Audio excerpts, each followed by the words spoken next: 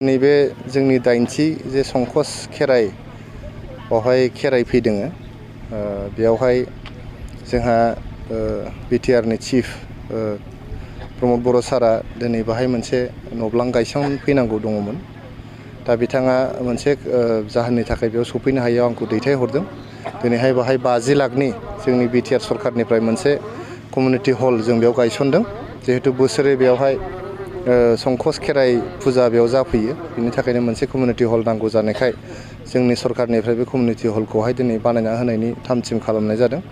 बिनि थाखायनो दिनैहाय जे बावहाय जोंहा गोथार महाशिबरात्रिनि दिनावनो दिनैहाय जोंनि संकस बे चौधुरी घाटआव संकस खेराइ जे बावहाय फुजा जाफैदों, बिनि थाखाय आं बयनिसिमबो गाहाम हामलायनाय जासिहरदों। महाशिबरात्रिनिबो लोगोसे जोंनि जे बाथौ खेराइ जे बेयाव जादों बिनि थाखायबो गाहाम हामलायनाय जासिहरदों।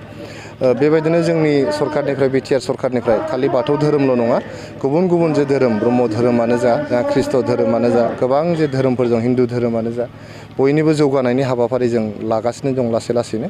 आरो दिनै जों बेवहाय संकसआवहाय मोनसे कमिउनिटि हल गायसनफैनो हानानै जोबोद गोजोननाय मोनदों। इभिक्सना मोनसे नर्माल प्रसेस। इभिक्सना सिगाङावबो जादोंमोन, सिगांनि सरकारनि दिनावबो जादोंमोन। इभिक्सना नोङो जे मोनसे गामियाव इभिक्सन जादों, जों मिथिनायाव बे गामिनि सुबुंफ्रा अरिजिनेल गामि दंखायो, गाव गावनि गामि दंखायो, न'बो दंखायो बिथांमोनहा। गथिखे जोङो हाग्राखौ बासायनांगोन, हाग्रा थाबासो जों मानसिया थागोन। आरो जों हाग्रा ओनसोलनि थाखायसो जोंनि बड'लेण्ड ओनसोला मिथिजायो। दिनैहाय जोङो हाग्राखौ फोजोबस्रांनानै लाबाय, भुटान बर्डारसिम हाग्राया थांबाय। जोंनाव साल बिफांनि थाखाय जोंखौ मिथियोमोन, जोंनि बे कुसुगाव हाग्राया एसियानि सेकेन्ड लार्जेस्ट साल फरेस्टमोन। खिन्थु दिनैहाय बेवहाय नोङो सालखौ नागिरनानै मोननो थांला। बे जोंनि माने आथिङावनो जोङो रुवा दाननानै लानाय बायदि जादों। जोंहा साहा ओनसोलथिं थाङै थाङै भुटान बर्डार नांहैबाय। नाथाय जोंहा खोलाहाथिं गोबां हा दङ, हाजार हाजार बिगा हा दङ खोलाहाथिंजाय, खालि हा जायगा दं। बे खालि हा जायगाफ्राव जों थानो हायो।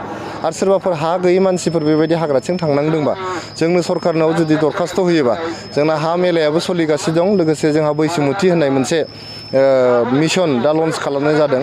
साफ्रोमबो हा गैयै मानसिफोरनो हा होनो थाखाय, मोनफ्रोमबो हा गैयै न'खरफोरनो थाखाय हा होनो थाखाय। हाल' नङा, जायफोर हा गैजायै मानसिफ्रा जोंनि सरकारनो दरखास्थ' होयोबा जों हाजों लोगोसे न'बो लुनानै होनायनि थांखि लादों दा।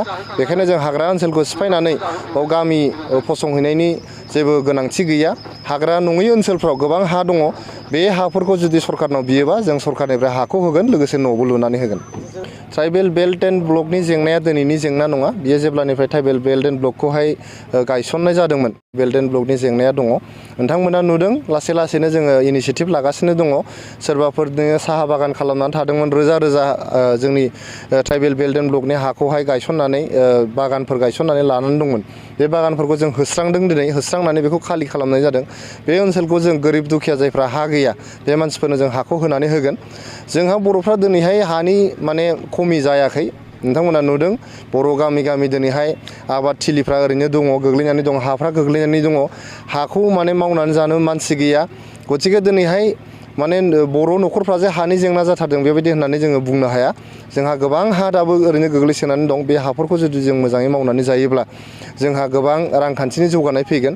लोगोसे ट्राइबेल बेल्ट एन्ड ब्लकनि गेजेराव जायफोर हाबसननानै दङ, बेफोरखौ सिनायनानै लासैनो जोङो बिथांमोनखौहाय ट्राइबेल बेल्ट एन्ड ब्लकनिफ्राय दिहुनहरनांगौनि हाबाफारिखौहाय लानांगोन। बेनि थाखाय जोङो खालि बिटिआर सरकारल' नङा, जों आसाम सरकारनि हेफाजाब नांगोन, भारत सरकारनि हेफाजाब नांगोन। जिहेथु जोंनावहाय दाबो पुलिस बिफाना फुल्लि फैजोबाखै, जोंनो पुलिस बिफाननि हेफाजाब नांगोन। बेनि गेजेरजोंसो जों ट्राइबेल बेल्ट एन्ड ब्लकखौ जायफ्रा माने बेआइनि भाबै दखल खालामनानै दं, बिथांमोनखौ जों ट्राइबेल बेल्ट एन्ड ब्लकनिफ्राय लासैनो गुबुन जायगायावहाय दोनहैनो हागोन।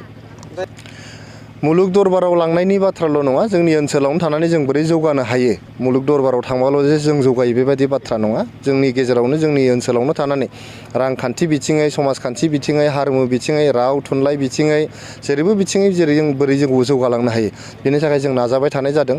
नोंथांमोना नुदों, मोनफ्रोमबो रावनि डेभेलपमेन्टनि थाखाय दिनै बिटिआर सरकारा रां होदों, रांनि मदद होदों। थुनलाइ जौगानायनि थाखाय रां मदद होदों।